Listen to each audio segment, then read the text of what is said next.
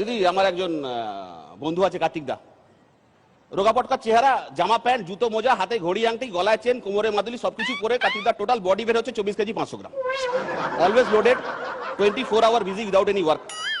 তো সেদিন আমার কাছে এসছে, বলছে মৃদুল দা, দাদা চলুন একটু বেরিয়ে আসি।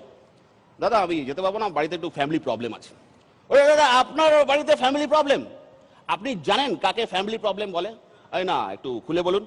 ওরে দাদা কিছুদিন আগে আমি এক মহিলাকে বিয়ে করেছিলাম, তো সেই মহিলার আগের থেকে একটি মেয়ে ছিল, তো সেই সূত্রে সে আমার সৎ মেয়ে।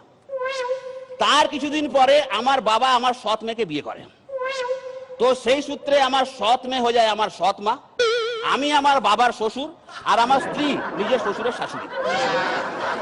তার কিছুদিন পরে আমার সৎ মেয়ের একটা ছেলে হয়, তো সেই সূত্রে সেই ছেলেটি আমার ভাই, কারণ সে আমার বাবার ছেলে। আর যেহেতু সেই ছেলেটি আমার স্ত্রীর মেয়ের ছেলে, সেই সূত্রে আমার স্ত্রী সেই ছেলেটির দিদিমা, আর আমি আমার ভাইয়ের দাদু। এই অবধি ঠিক ছিল, বুঝলেন কিনা? হ্যাঁ, এই অবধি ঠিক ছিল।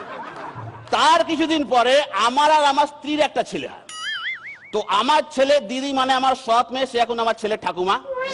আমার ছেলে এখন আমার বাবার শালা, আমি আমার নিজের বাবার ভাগ্নে, আমার স্ত্রী নাতি নিজের দিদিমার দেওর, আমার মেয়ের ছেলে নিজের মায়ের কাকা, আর হতভাগা আমি হয়ে গেছি এখন আমার নিজের দাদু।